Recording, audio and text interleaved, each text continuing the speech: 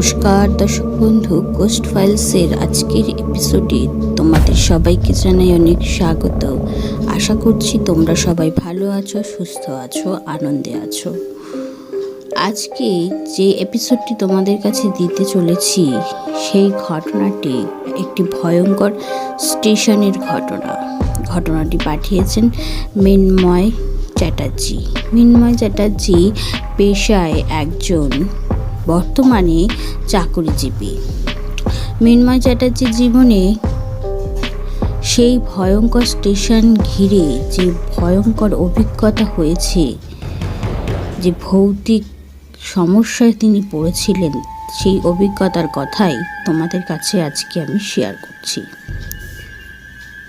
এপিসোডটি যদি ভালো লাগে অবশ্যই একটি লাইক করো, সাবস্ক্রাইব করো চ্যানেলটিকে, আর শেয়ার করতে ভুলো না।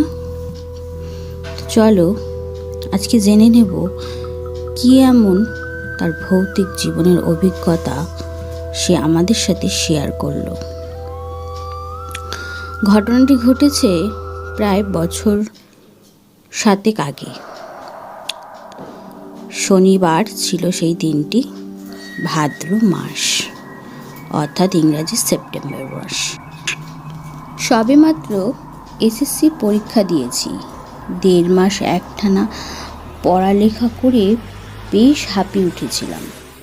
পরীক্ষা শেষ হতেই ব্যাগ গুছিয়ে চলে গেলাম রাজশাহী এক বড় ভাইয়ের বাড়ি।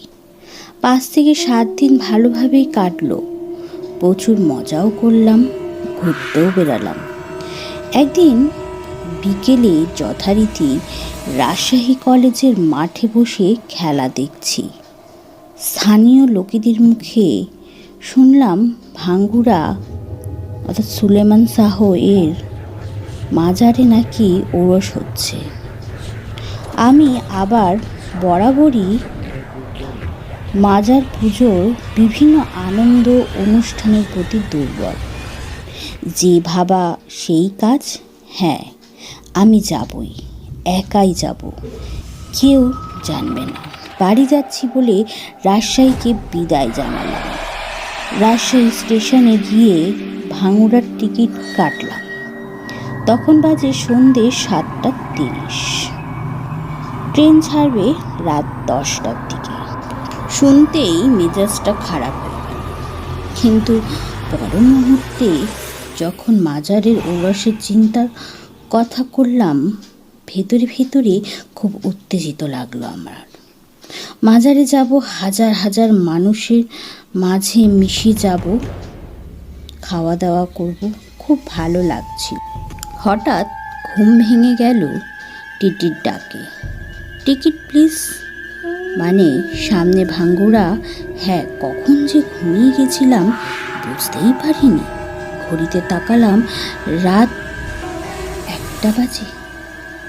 তার মানে রাজশাহী থেকে আসতেই ঘন্টা লাগলো। নেমে পড়লাম ট্রেন থেকে। আমার সাথে সাধু গোছে 8 থেকে 10 জন নামলো। তারাও মনে হয় মাজারে যাবে। তাদের জিজ্ঞাসা করলাম ওরস কত দূর। শুনে ও না শোনার ভান করে 2টো রিজার্ভ করে চলে গেল। খুব রাগ হলো তখন। রাজশাহী থেকে যেমনটা ভেবেছিলাম, এখানে এসে দেখি পুরোটাই উল্টো। স্টেশন মাস্টার একটা চায়ের দোকানদার, আর আমি ছাড়া জাগ্রত কোনো ব্যক্তি নেই, অর্থাৎ জেগে থাকা কোনো ব্যক্তি নেই। একটা গাড়িও পেলাম না। গন্তব্য প্রায় 1 ঘন্টা পথ আরও বাকি। কি করব কিছুই বুঝে উঠতে না পেরে চায়ের দোকান থেকে একটা সিগারেট নিয়ে বসে টানছি। আর স্টেশন দিয়ে হাঁটছি, বুঝতে পারছি না কি করব। হাঁটতে হাঁটতে অনেকটা ছাড়িয়ে এলাম। সিগারেট ও শেষ এমন সময় ভ্যানের ত্রিং ত্রিং আওয়াজ। আমি তো পুরোটাই অবাক। রাত বাজে 1:40। আবার ভাবলাম হয়তো কেউ যাচ্ছে। আচ্ছা, আমি যদিও ওদের সাথে যাই কেমন হয়। কথাটা মনে করতেই বললাম দাঁড়াও। ভ্যানটা দাঁড়িয়েও গেল। কি আশ্চর্য, ভ্যানে আর কেউ নেই। বললাম, ভাইজান কোনটি যাইবেন? গোলাপনগর। যে যাবে সে হ্যাঁ বলল। হ্যাঁ যাব, কিন্তু ভাড়া বেশি লাগবে, যদিও রাত অনেক। আরে যা লাগবে আগে তো চলো।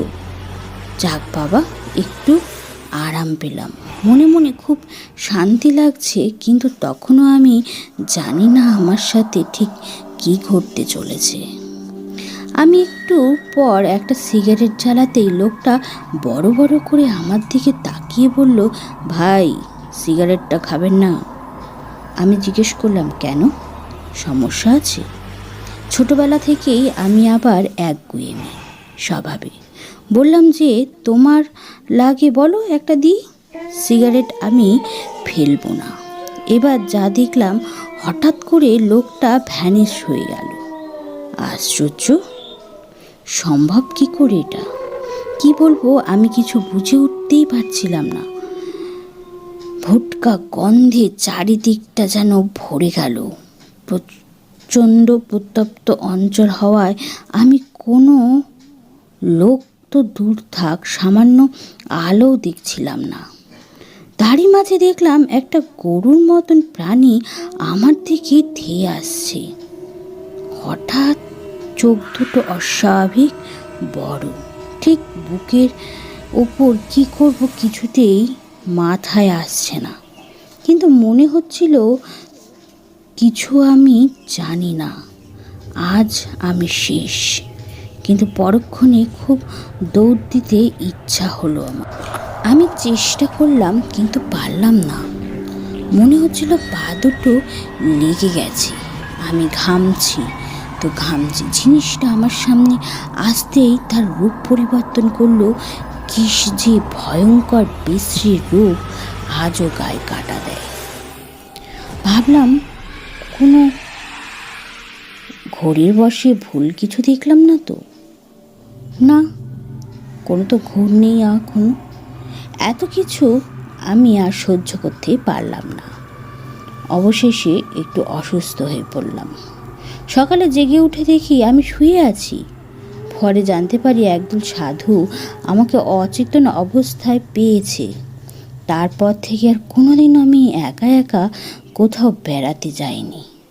কিন্তু ভয়ের থেকেও রহস্যজনক কথা হলো, সেই দিন ওই রকম একটা অদ্ভুত জিনিস কিভাবে আমাকে ভয় পাইয়ে দিতে পারে, আর কিভাবে লোকটি চোখের নিমেষে ভ্যানিশ হয়ে যেতে পারে, এ তো আমার কল্পনারও বাইরে।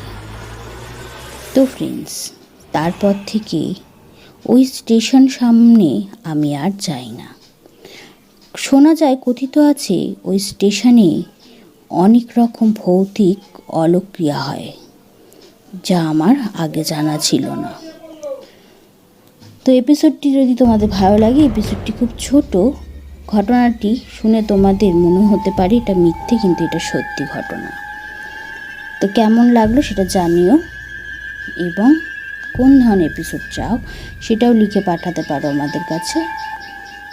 ততক্ষণে তোমরা ভালো থাকো, সুস্থ থাকো। আমি ফিরে আসবো নেক্সট এপিসোড নিয়ে পরের উইকে।